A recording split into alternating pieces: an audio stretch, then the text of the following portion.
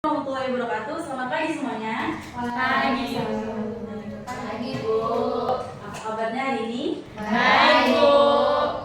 Apakah masih semangat? Semangat, Bu. Nah, jadi sebelum kita memulai pembelajaran kita hari ini, kita alangkah baiknya kita berdoa agar pembelajaran kita hari ini dapat berjalan dengan lancar. Oke, untuk ketua kelasnya dipimpin doanya, Nak. Sebelum kita mulai pembelajaran pada hari ini, alangkah baiknya kita berdoa menurut agama dan kepercayaan kita masing-masing. Berdoa dimulai. Berdoa selesai. Nah, baik. Ya, jadi untuk sekretaris coba diperhatikan temannya, Nak. Apakah ada yang tidak hadir? Hadir semua, Bu. Oke, bagus. Nah, sebelum kita memulai materi kita yaitu memahami teori asam dan basa, sebelumnya Ibu ingin bertanya nih kepada kalian untuk mengingat pembelajaran sebelumnya. Nah, kira-kira siapa yang bisa menyebutkan sifat dari asam dan basa dan apakah contoh dalam kehidupan sehari-hari yang kalian pahami? Ada yang bisa? Saya, Bu. Oke, pada Najwa. Saya akan menyebutkan sifat asam saja, Bu. Sifat asam yang pertama itu tentunya rasanya masam, terus pH-nya lebih kecil dari 7, dan itu dia bisa merubah warna kertas lakmus dari semula warna biru menjadi warna merah. Oke, ada yang... Contohnya asam silka, Bu. Oke, bagus Najwa. Ada yang bisa menyebutkan basa? Saya, Bu. Oke, Delima. Kalau untuk basa itu sifatnya biasanya rasanya pahit. pH-nya itu di atas 7. Terus kalau dia di tes pakai lakmus itu lakmus merah baru jadi biru. Kalau contoh yang biasa itu kayak sampo, sabun gitu. Oke, bagus Delima. Terima kasih untuk jawabannya. Nah, jadi dalam kehidupan sehari-hari biasanya kita itu selalu berinteraksi dengan asam dan basa. Nah, adapun contoh asam dari yang sering kita temukan dalam kehidupan sehari-hari yaitu cuka dan lemon. Nah, di mana cuka di sini tuh dia mengandung asam asetat atau CH3COOH, sedangkan lemon dia mengandung asam sitrat atau C6H8O7. Sedangkan basa dalam kehidupan sehari-hari yang sering kita jumpai itu yaitu sabun dan pupuk, di mana sabun di sini itu memiliki kandungan natrium hidroksida atau NaOH, sedangkan pupuk dia memiliki kandungan amoniak atau NH3. Nah, jadi banyak orang mengira bahwasannya asam itu selalu rasanya masam dan basa selalu rasanya pahit. Namun tidak semua asam memiliki rasa masam dan basa memiliki rasa pahit. Nah, bagaimana sih Bu cara kita menentukan perbedaan asam dan basa? Nah, jadi di sini Ibu akan menjelaskan bagaimana sih kita mengetahui apakah larutan itu tersebut bersifat asam ataupun basa. Nah, jadi materi kita hari ini tuh kita akan membahas teori asam dan basa. Di mana teori asam dan basa ini terdiri dari 3 teori, yaitu yang pertama teori asam basa Arrhenius, yang kedua teori asam basa Bronsted-Lowry, dan yang ketiga teori asam basa Lewis. Nah, langsung saja yang pertama yaitu teori asam basa Arrhenius. Di mana teori asam basa Arrhenius ini dia ditemukan oleh Franz August Arrhenius pada tahun 1884, di mana beliau mengatakan bahwa asam adalah zat yang menghasilkan ion hidrogen ketika dilarutkan ke dalam air. Sedangkan basa yaitu zat yang menghasilkan ion OH- ketika dilarutkan ke dalam air. Nah, teori Arrhenius ini dia menekankan bahwa pelarutnya harus dalam bentuk larutan atau dalam bentuk air. Nah, sebagai contohnya di sini Ibu telah memberikan beberapa contoh asam dan basa, di mana pada contoh asam di sini ada HCl, di mana HCl ketika dilarutkan ke dalam air dia akan menghasilkan ion H+ dan ion Cl-. Kemudian pada H2SO4 ketika dilarutkan ke dalam air dia akan menghasilkan ion 2H+ dan ion SO4 2-. Nah, yang ketiga yaitu ion H3PO4 yang ketika direaksikan dengan air dia akan menghasilkan ion 3H+ dan ion PO4 3-. Nah, pada contoh basa, ketika NaOH dilarutkan ke dalam air, dia akan melepaskan ion Na+ dan ion OH-. Pada Ca3OH2 kali, di sini ketika direaksikan ke dalam air, dia akan menghasilkan ion Ca2+ dan ion 2OH-. Nah, selanjutnya yang terakhir pada FeOH3 kali, ketika direaksikan ke dalam air, dia akan melepaskan ion Fe3+ dan ion 3OH-. Nah, berdasarkan teori asam basa Arrhenius ini terdapat juga seperti valensi asam dan valensi basa. Di mana valensi asam itu biasanya dia diberikan simbol A kecil, sedangkan valensi basa biasanya dia diberikan simbol B kecil. Di mana valensi asam itu menunjukkan bahwa jumlah ion H+ yang dihasilkan berdasarkan hasil ionisasi pelepasan satu mol asam, sedangkan valensi basa itu merupakan jumlah ion OH- yang dihasilkan berdasarkan hasil ionisasi ataupun hasil dari 1 mol basa.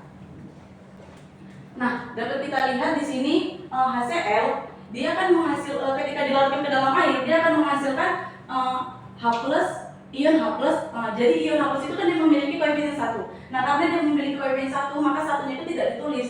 Jadi HCl ini karena dia valensi asamnya 1, jadi dapat dituliskan HCl A sama dengan 1.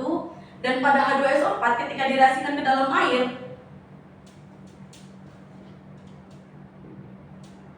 nah sedangkan H2SO4 ketika dilarutkan ke dalam air dia akan menghasilkan ion 2H+. Nah, di sini kan ionnya itu ada 2, maka valensi asamnya yaitu A sama dengan 2.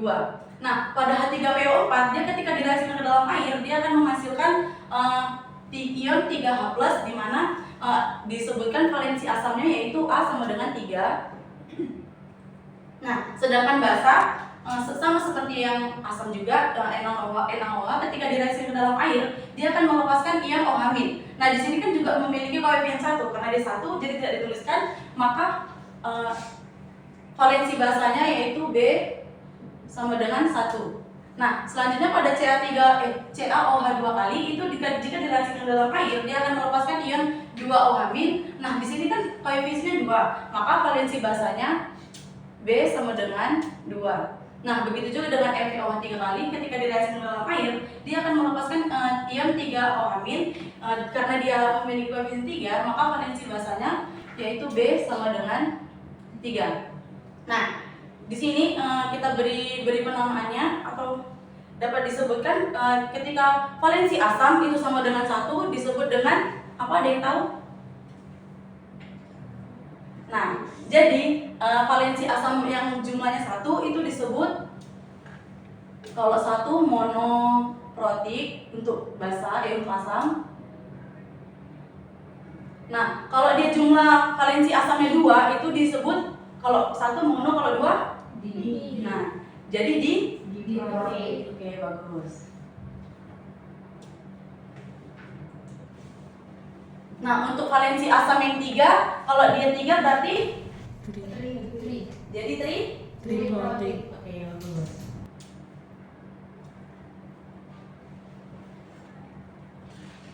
Nah, begitu juga dengan valensi basa. Kalau tadi dia asam itu protik, kalau basa itu disebut dengan hidroksi. Nah, jadi kalau dia valensi asamnya 1 disebut monohidroksi. Oke, bagus.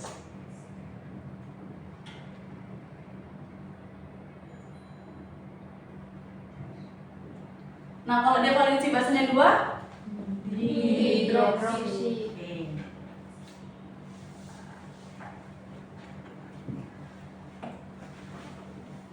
Kalau dia valensi basanya 3 trihidroksi.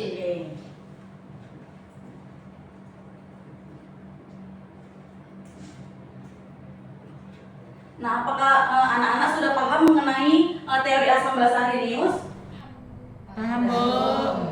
Bagus. Jadi selanjutnya kita lanjut ke teori asam basa yang kedua, yaitu teori asam basa Bronsted-Lowry. Di mana teori asam basa Bronsted-Lowry ini dia diciptakan oleh Johannes Nicholas Bronsted dan Thomas Martin Lowry yang ditemukan pada tahun 1923, di mana beliau mengatakan bahwa asam adalah zat yang mendonorkan proton atau H+, sedangkan basa adalah zat yang menerima proton atau H+. Nah, jadi teori asam basa Bronsted-Lowry ini muncul sebagai penyempurna dari teori sebelumnya, yaitu teori Arrhenius, karena tidak terbatas pada lautan air dan lebih menekankan pada proses perpindahan proton dalam suatu reaksi. Di mana di sini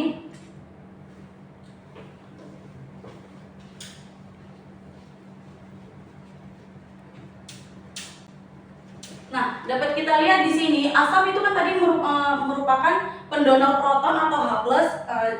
Jadi karena asam ini mendonorkan proton atau H+, jadi dia H+-nya itu berkurang 1, maka asam menghasilkan basa konjugasi. Selanjutnya pada basa dia kan sebagai akseptor atau penerima proton atau H+. Jadi karena dia menerima, makanya H+-nya itu bertambah 1. Jadi basa menghasilkan asam konjugasi. Nah, kita harus tahu dari sebelum kita menentukan pasangan asam basa konjugasi itu terdapat ciri-cirinya, yaitu yang pertama hanya berbeda satu ion H+ saja, yang kedua jumlah H plusnya harus lebih besar dibandingkan jumlah H basanya. Nah, di sini Ibu telah memberikan contoh, beberapa contoh ya.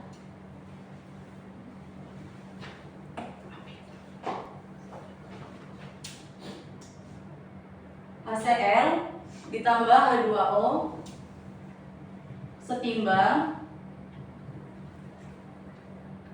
Cl- ditambah H3O plus. Nah, jadi dapat kita lihat di sini. Nah, tadi kan ciri dari pasangan asam basa konjugasi itu dia hanya berbeda satu H+ saja. Nah, jadi HCl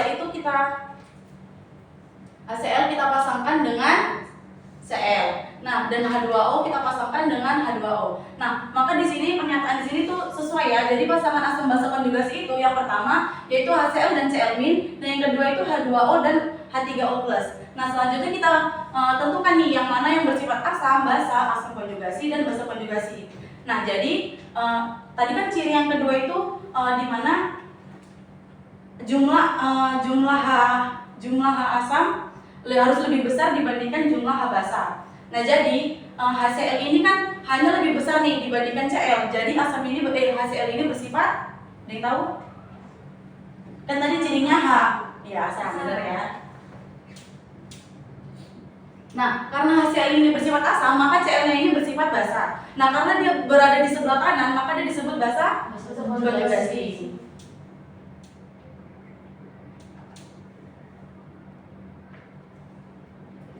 Nah, selanjutnya H2O. H2O ini kan hanya lebih dikit dibandingkan H3O+. Maka H2O ini bersifat basa. Oke.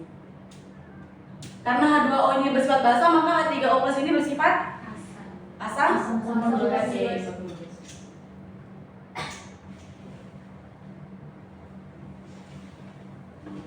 Nah, untuk contoh yang kedua itu ada NH3 ditambah dengan H2O setimbang NH4 ditambah OH-. Nah, di sini dapat kita lihat NH3 itu kan dia jumlah hanya lebih dikit ya dibandingkan dengan NH4. Maka kita pasangkan dulu NH3 berpasangan dengan NH4 dan H2O berpasangan dengan OH-. Nah, jadi karena NH3 ini lebih dikit daripada NH4, jadi NH3 ini bersifat apa? Ya benar, basa. Nah, karena NH3 ini bersifat basa, maka NH4 ini bersifat Asam konjugasi. Oke, bagus.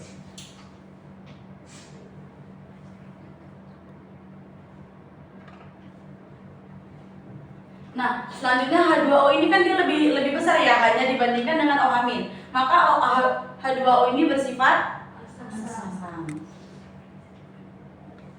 Dan OH- ini bersifat basa konjugasi.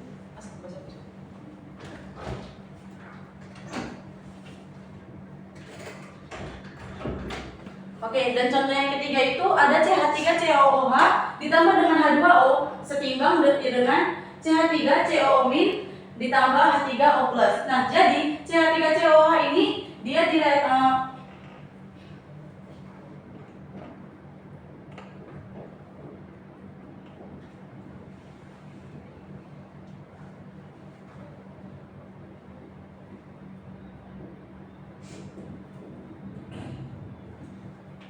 Nah, jadi CH3COO ini itu dipasangkan pada CH3COO-. Nah, sedangkan H2O kita pasangkan kepada H3O ya, H3O.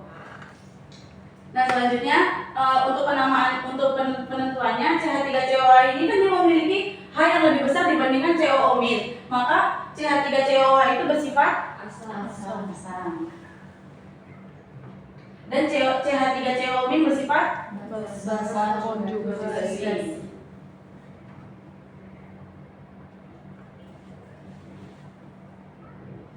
Nah, selanjutnya H2O itu kan jumlah H-nya lebih kecil ya dibandingkan H3O+, maka H2O bersifat basa dan H3O+ bersifat asam basi. Oke, bagus.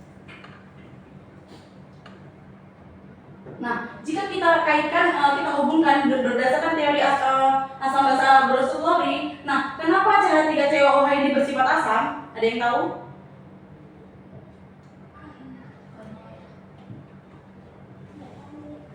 Oke, jadi CH3COOH ini kenapa dia bersifat asam? Karena CH3COOH ini dia mendonorkan protonnya ke H2O. Jadi maka dari itu H2O bersifat basa karena H2O dia menerima proton dari CH3COOH.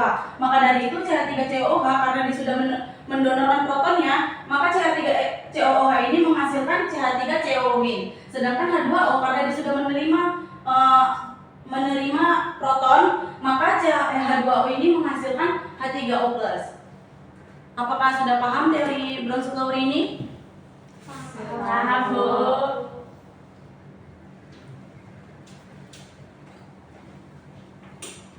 Oke, selanjutnya kita masuk teori yang ketiga, yaitu teori Lewis. Di mana teori Lewis ini ditemukan oleh Gilbert Newton Lewis pada tahun 1923, di mana beliau mengungkapkan bahwa asam adalah penerima pasangan elektron, sebagai penerima pasangan elektron. Nah, sedangkan basa adalah pemberi pasangan elektron. Nah, berbeda dengan teori sebelumnya. Kalau tadi Bronsted-Lowry dia kan perpindahan antara proton atau H+, sedangkan kalau dia Lewis ini perpindahan antara pasangan elektron. Nah, selanjutnya untuk kita lebih paham lagi, di sini gua ada memiliki contoh yaitu NH3 dan BF3.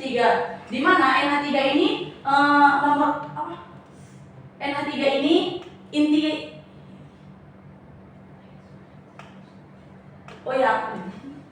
jadi NH3 ini atom pusatnya itu kan N. Nah, karena N ini memiliki 5 elektron, maka di sini kita buat 1, 2, 3, 4, dan 5. Nah, H itu kan memiliki 1 elektron saja. Jadi N itu berikatan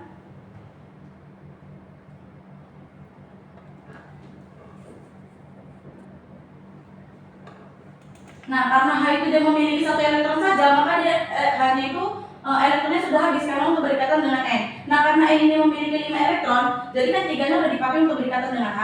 Maka sisa 2 elektron lagi. Nah, jadi 2 elektron ini berfungsi sebagai pasangan elektron bebas. Nah, sedangkan si BF ini dia atom pusatnya itu B. Nah, dan F-nya itu B itu kan memiliki 3 elektron saja. Nah, sedangkan si F itu memiliki 1 elektron saja. Jadi B dengan F elektronnya sudah habis untuk berikatan. Jadi BF ini tidak memiliki pasangan elektron bebas. Nah, jadi kan di sini syaratnya basa atom pusatnya harus ada PB atau pasangan elektron bebas. Maka di sini pasangan elektron bebas dari NH ini didonorkan kepada BF. Maka di sini dihasilkan NH3 BF3, di mana struktur Lewisnya yaitu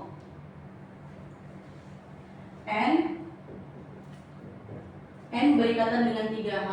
Kemudian karena dia sudah didonorkan dengan pasangan elektron bebasnya kepada BF, maka ini pasangan elektron bebasnya jadi berikatan dengan BF.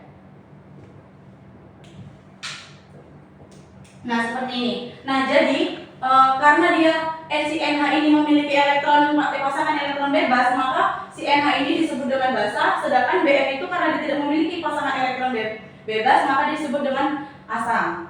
Selanjutnya ada satu contoh lagi.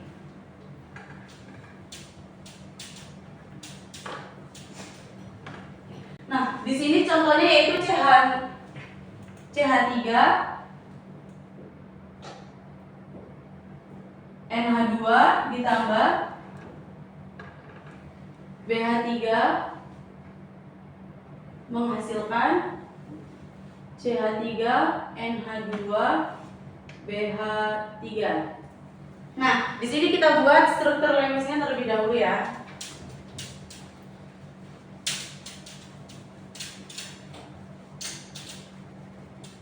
Nah, di sini CH3 ini siapa yang berperan sebagai atom pusat? C. Benar. Nah, kemudian C ini berkaitan dengan 3H. Karena C ini dia memiliki 4 elektron, maka di sini masing-masing dia berikatan dengan H. Nah, di sini kan masih 3 ya, jadi sisa 1. Nah, sisa satunya ini untuk berikatan dengan NH2. Nah, sebagai di NH2 ini siapa yang berperan sebagai atom besar? N. Bagus. Jadi N berikatan dengan H2. Nah, karena N ini memiliki 5 elektron. Nah, di sini kan si N ini kan sudah memakai 3 elektronnya ya. Jadi sisa 2 elektron ini sebagai pasangan elektron bebas. Nah, selanjutnya ditambah dengan BH3. Atom pusatnya B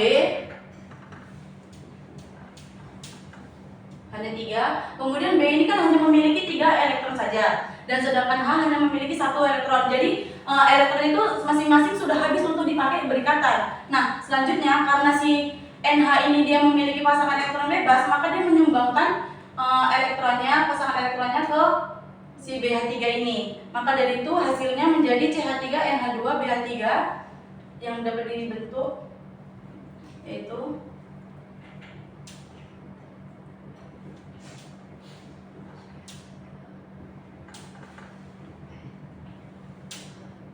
Nah, karena tadi dia sudah disumbangkan, maka jadi berikatan.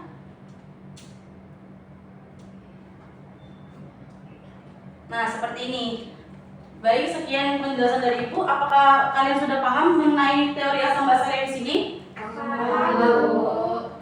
Oke, bagus. Nah, sebelum kita menutup pembelajaran kita hari ini, coba Ibu mau satu orang menyimpulkan, ada nggak yang bisa menyimpulkan berdasarkan ketiga teori tersebut, apa bedanya? Ada yang bisa menyimpulkan? Saya Bu. Oke, pada Najwa. Kesimpulan dari ketiga teori itu yang pertama ada teori dari asam basa menurut Arrhenius. Nah, di sini beliau menyampaikan bahwasanya suatu zat itu bila dilarutkan ke dalam air akan menghasilkan ion H positif. Sementara basa, suatu zat bila dilarutkan dalam air itu akan menghasilkan ion OH negatif. Nah, selanjutnya teori asam basa menurut Bronsted-Lowry. Menurut Bronsted-Lowry, asam itu merupakan donor proton atau pemberi ion H positif. Sementara basa merupakan akseptor atau pemberi atau penerima proton atau ion H positif. Nah, menurut Lewis, asam itu menerima pasangan elektron bersama dan basa memberi pasangan elektron bersama. Nah, terima kasih pada Najwa, kita beri aplaus dulu. Nah, jadi benar ya. Sekian pembelajaran kita hari ini. Untuk pertemuan selanjutnya kita akan membahas tentang konsep pH. Nah, sebelum kita mau menutup pembelajaran hari ini, ayo kepada ketua kelas dipimpin doanya terlebih dahulu. Sebelum kita menutup pembelajaran kita pada hari ini, alangkah baiknya kita berdoa menurut agama dan kepercayaan kita masing-masing. Berdoa ya, Bu. Berdoa selesai. Oke, sekian materi dari Ibu. Lebih dan kurang Ibu mohon maaf.